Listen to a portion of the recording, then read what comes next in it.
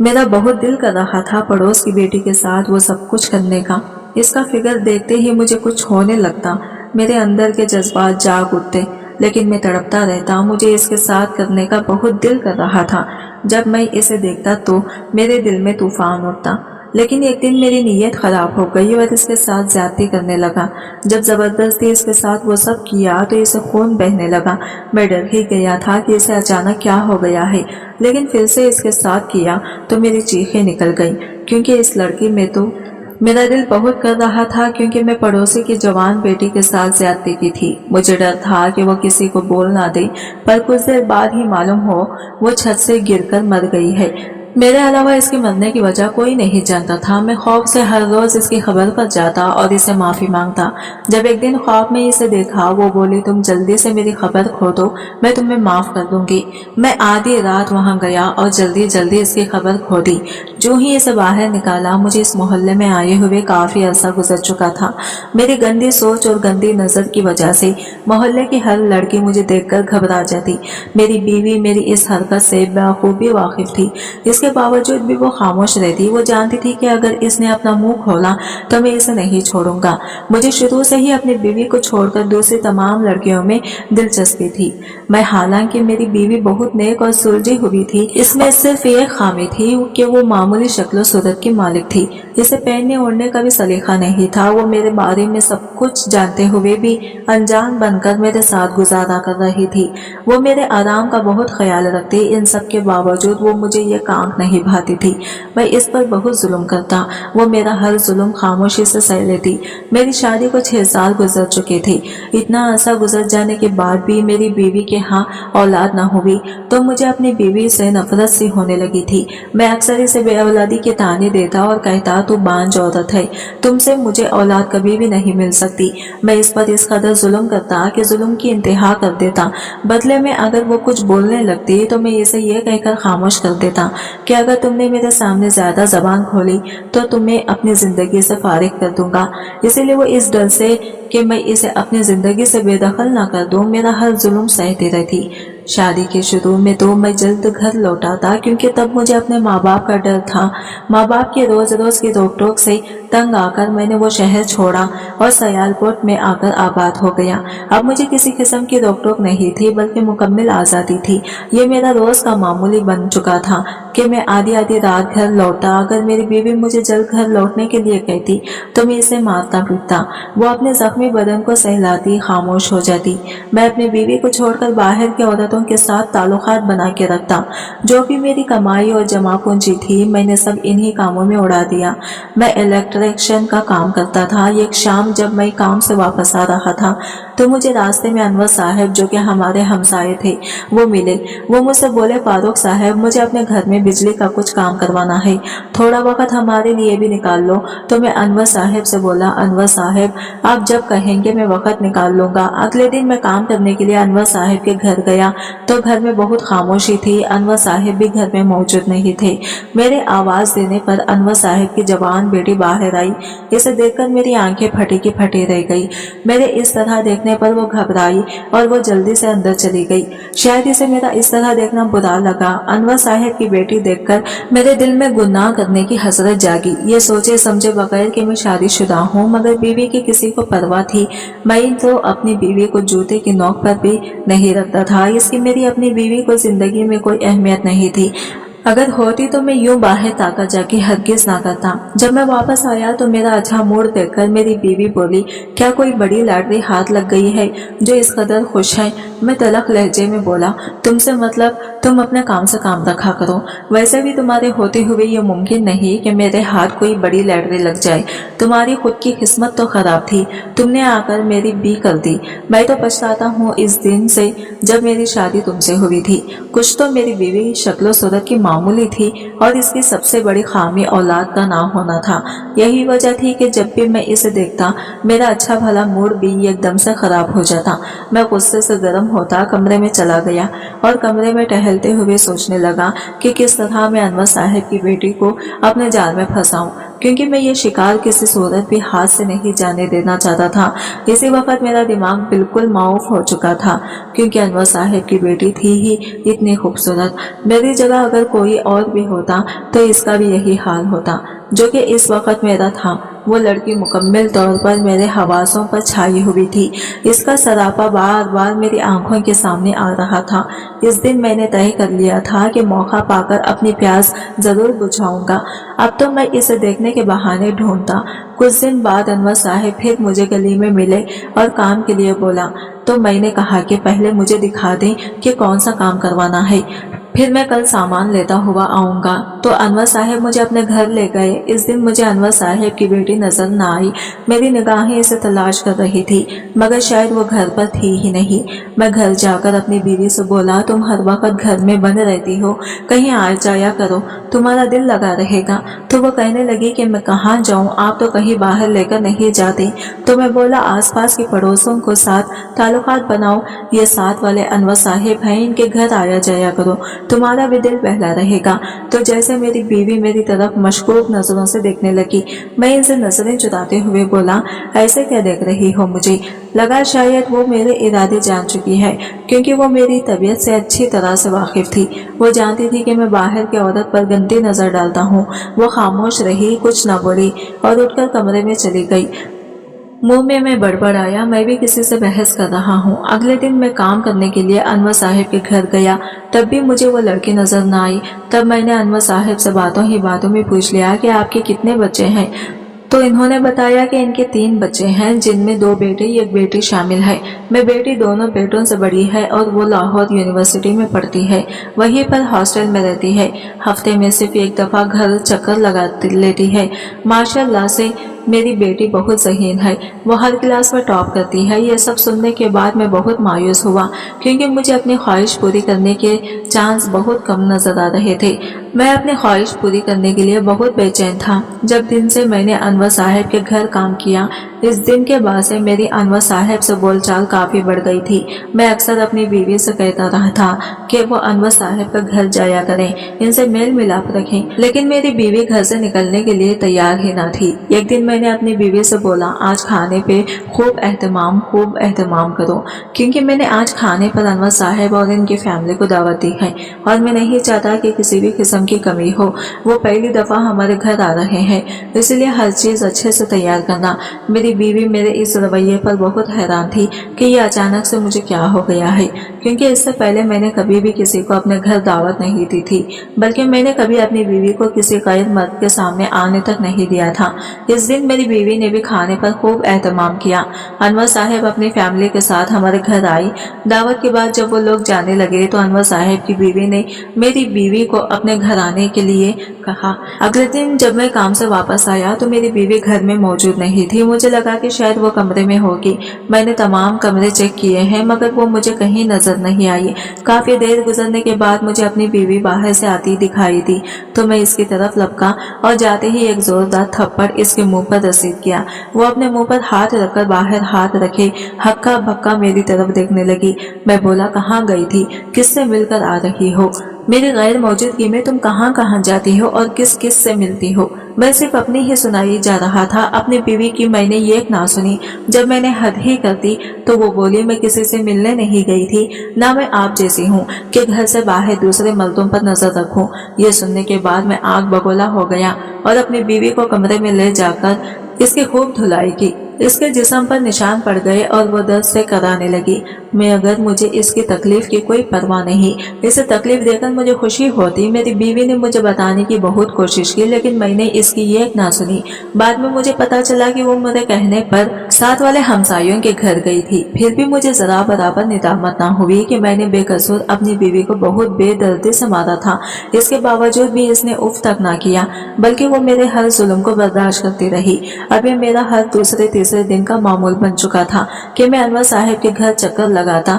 हम दोनों पड़ोसी आपस में बहुत बेतकल्लुफ हो गए थे। ईद उल अजहा की छुट्टियां हुई तो अनवर साहब की बेटी हॉस्टल से घर आ गई। अब तो मेरा अनवर साहब के घर जाना और ज्यादा बढ़ गया था। मेरी बीवी शायद मेरे इरादे भांप गई थी, इसलिए एक दिन वो मुझसे बोली, फारूक, ये आप ठीक नहीं कर रहे। मैं आपके इरादों से बाखूबी वाकिफ हूँ। मैं अपने दोनों हाथों को मसलते हुए बोला, क्या इरादे हैं मेरे, और तुम क्या जानती हो? यही कि आप अनवर साहब की बेटी की वजह से ये सब कर रहे हैं। तो मैंने इसे बालों से पकड़ते हुए कहा, सब जानते भी हो तो गूंगी बन जाओ, क्योंकि अगर तुमने आने अपना मुंह खोला तो मैं ये मुंह दोबारा खोलने के काबिल नहीं छोड़ूंगा। और मैंने तुम्हें 1000 दफा कहा है कि मेरे मामलों से दूर रहा करो। वो तकलीफ से कर्रा रही थी, मेरे बालों छोड़ दो, मुझे बहुत तकलीफ हो रही है। मैंने एक झटके से इसके बाल छोड़े तो वो नीचे जमीन पर गिर गई। मैं बड़बड़ाया कि पता नहीं किस किस्म की ढीठ औरत हो तुम। मैं जानने के लिए मुड़ा तो मेरी बीवी पीछे से बोली, मैं आपको किसी मासूम की जिंदगी तबाह नहीं करने दूंगी, चाहे फिर इसके लिए मुझे अपनी जान ही क्यों न देनी पड़े। मैंने दोबारा से मारने के लिए हाथ उठाया कि दरवाजे पर दस्तक हुई। मैं बोला, जल्दी से अपना हाल दुरुस्त करो। इतना कहकर मैं खुद दरवाजा खोलने के लिए चला गया। दरवाजा खोलने के बाद मेरी आंखें तो फटी की फटी रह गई, क्योंकि मेरे सामने अनवर साहब की बेटी खड़ी थी। दरवाजा खुलते ही इसने सलाम किया। मैं तो बस इसे ही देखे जा रहा था। मेरी बीवी आई और बोली, आओ बेटा अंदर आओ। वो बोली, आंटी, मामा ने ये बिरयानी भेजी है। मेरी बीवी ने इसे जल्दी से बर्तन पकड़ा और बोली, ठीक है बेटा, अब तुम घर जाओ, शाम होने वाली है। मुझे अपनी बीवी की इस हरकत पर बहुत गुस्सा आया, लेकिन मैं खामोश रहा। मैं जानता था कि मेरी बीवी ने मेरी मौजूदगी की वजह से इसे बैठने के लिए नहीं बोला था। अगले दिन ईद थी। ईद वाले दिन शाम को मैं अपनी बीवी को लेकर अनवर साहब के घर गया। पहले तो मेरी बीवी ने जाने से साफ इनकार कर दिया, मगर जब मैंने इसे धमकी दी कि मैं तुम्हें तलाक दे दूंगा तो वो फौरन जाने के लिए राजी हो गई, क्योंकि वो जानती थी कि अगर मैंने इसे इस घर से निकाल दिया तो इसके रहने के लिए कोई दूसरा ठिकाना नहीं है। मैंने अपनी बीवी से जब भी कोई बात मनवानी होती तो मैं ये हथियार इस्तेमाल करता था, जिससे वो फौरन मेरी बात मान लेती। जब हम अनवर साहब के घर गए तो मेरी बीवी बहुत सहमी हुई थी। ऐसे लग रहा था कि जैसे किसी ने इसे खूब मारा हो। इसकी यह हालत देखकर अनवर साहब की बीवी बोली, नादिया, तुम्हें क्या हुआ है? क्या कोई परेशानी है? तुम बहुत सहमी हुई लग रही हो। इससे पहले कि मेरी बीवी कुछ बोलती, मैं जल्दी से बोला, ये कभी बाहर नहीं निकली, शायद इसी वजह से आपको ऐसा लग रहा है। मेरी बीवी जो मेरी तरफ देख रही थी, मैंने इसे घूरा। कुछ देर के बाद अनवर साहब की बेटी मशरूब लेकर आई।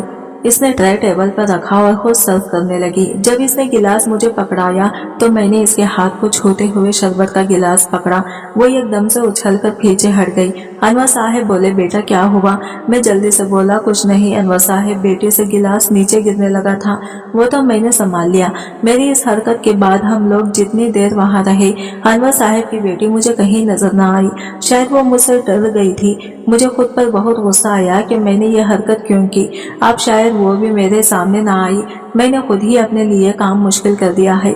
मैं जब भी इस लड़की को देखता तो जैसे मुझ पर शैतान हावी हो जाता था। ईद उल अजहा का तीसरा दिन था जब अचानक अनवर साहब के घर में कहराम मच गया। इनके घर से रोने की आवाज में आने लगी तो मैं और मेरी बीवी भागते हुए अनवर साहब के घर गए कि पता नहीं क्यों इनके घर से रोने की आवाज में आ रही है। पूछने पर पता चला कि अनवर साहब की वालिदा का इंतकाल हो गया है, जो कि मुल्तान में मुकीम थी। अनवर साहब को अपनी जॉब की वजह से मजबूरन लाहौर आकर शिफ्ट होना पड़ा। हम लोग अनवर साहब की फैमिली को दिलासा देते रहे। अनवर साहब मुझसे बोले, फारूक, चूंकि मुल्तान का सफर बहुत ज्यादा है और अगर बच्चे भी हमारे साथ गए तो इनकी तालीम का हर्ज होगा, इसीलिए मैं ये जिम्मेदारी आप लोगों पर छोड़े जा रहा हूँ। आप लोग मेरे बच्चों का ख्याल रखना। मैं बोला, अनवर साहब, आप फिक्र ही ना करें, आकर हमसाये ही हमसाये के काम आते हैं। बस आप बेफिक्र होकर जाएं। खुदा आपकी माँ की मगफिरत फरमाए। हम है ना, हम सब देख लेंगे। अनवर साहब और इनकी बीवी मुल्तान के लिए रवाना हो गई। मैं अपनी बीवी से बोला कि बच्चों का खास ख्याल रखना। अब इन बच्चों की जिम्मेदारी हम पर है। जब तक वो लोग नहीं आ जाते मैं सुबह ही काम पर चला गया। काम से वापसी पर मैंने सोचा क्यों ना अनवर साहब के घर का चक्कर लगा लिया जाए और इनके बच्चों के खैर मालूम कर ली जाए। आखिर को अनवर साहब अपने बच्चों की जिम्मेदारी हम पर छोड़कर गए हैं। अभी मैं घर के अंदर दाखिल हुआ था कि मुझे अनवर साहिब की बेटी की आवाज सुनाई दी, जो फोन पर किसी से गुफ्तगू में मसरूफ थी। आवाज ड्राइनिंग रूम से आ रही थी। मैं ड्राइनिंग रूम की तरफ गया तो वो टहल टहल कर किसी से बातें करने में मसरूफ थी।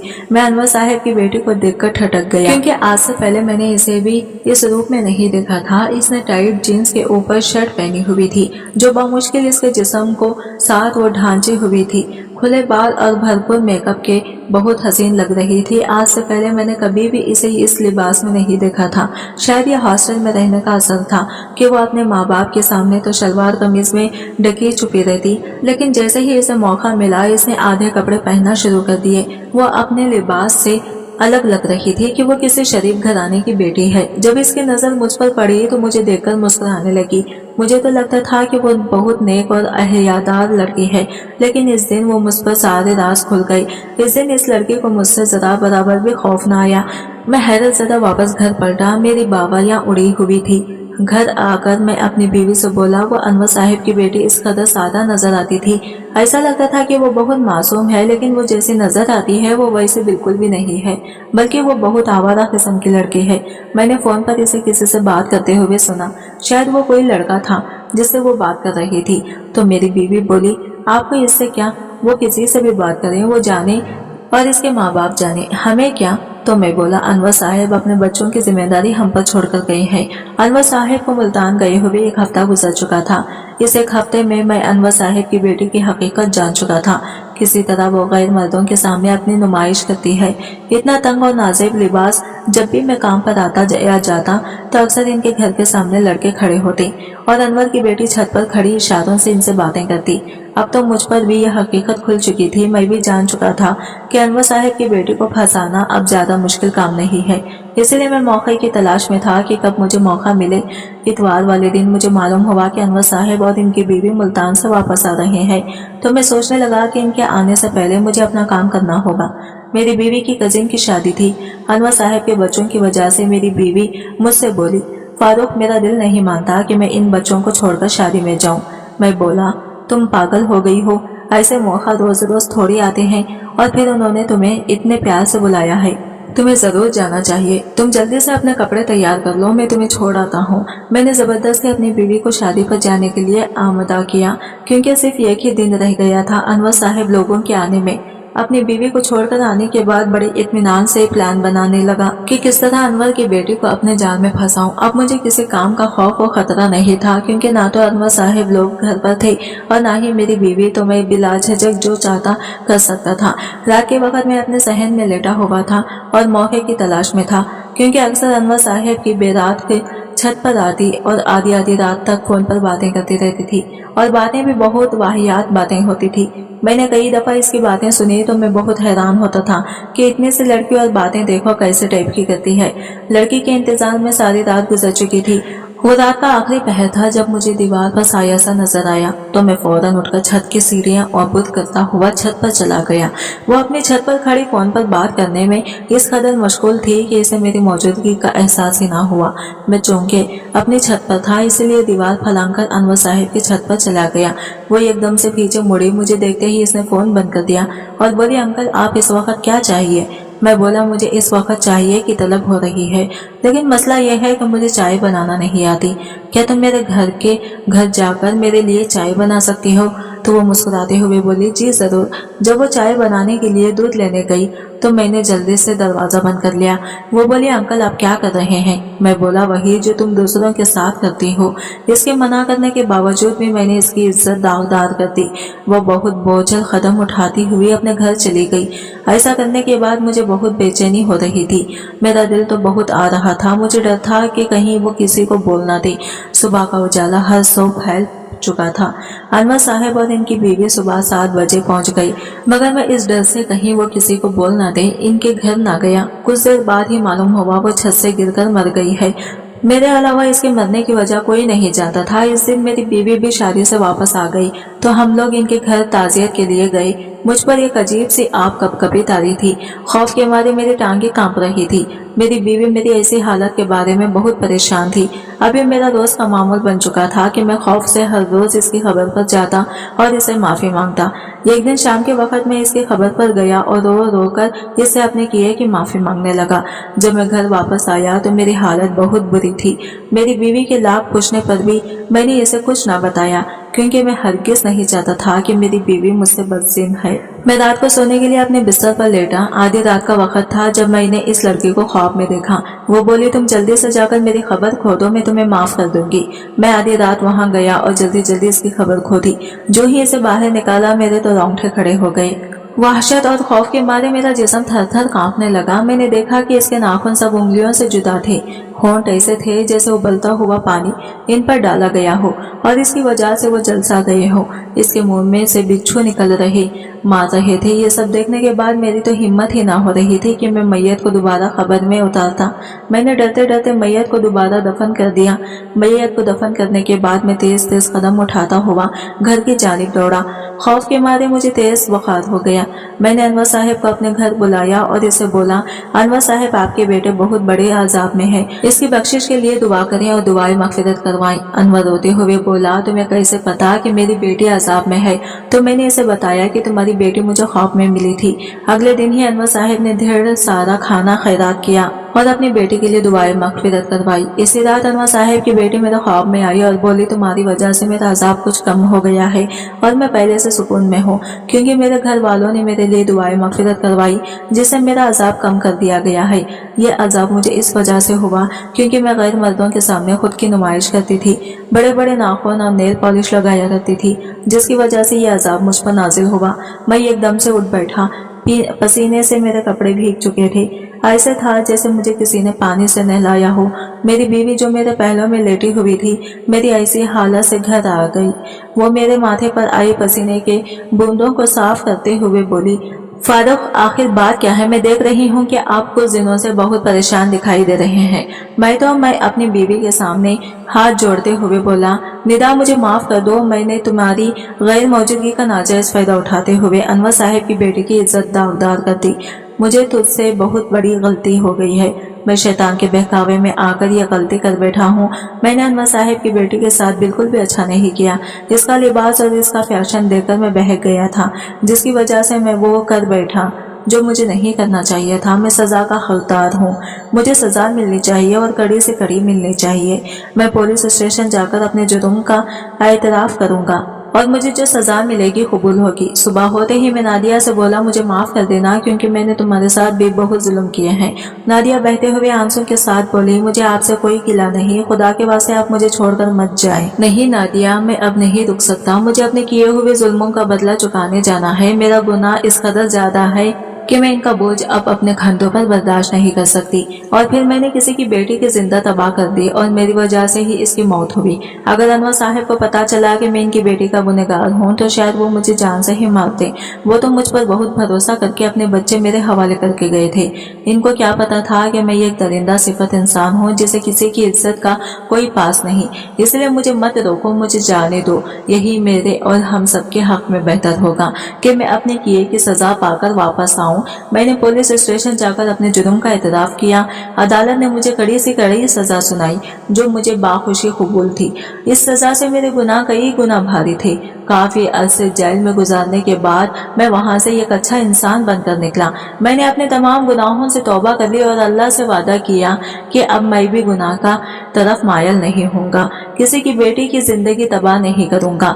आज मैं अपनी बीवी और अपनी बेटी के साथ जो कि मैंने अडॉप्ट की थी खुशहाल जिंदगी जी रहा हूँ और अल्लाह ताला का शुक्र अदा करता हूँ जिसने मुझे हिदायत देकर सीधे रास्ते पर चलने की तौफीक दी। मेरी बीवी ने भी मेरे पिछले तमाम जुल्म जो इनमें मैंने इसके साथ किए थे वो सब कुछ माफ कर दिए हैं। आज की वीडियो कहानी आपको कैसी लगी कमेंट करके जरूर बताएगा और वीडियो अच्छी लगी है तो लाइक शेयर जरूर कीजिएगा। हमारे चैनल को सब्सक्राइब करें। फ्रेंड्स, मिलते हैं अगले नई वीडियो के साथ। तब तक के लिए बाय बाय, टेक केयर, अल्लाह हाफिज।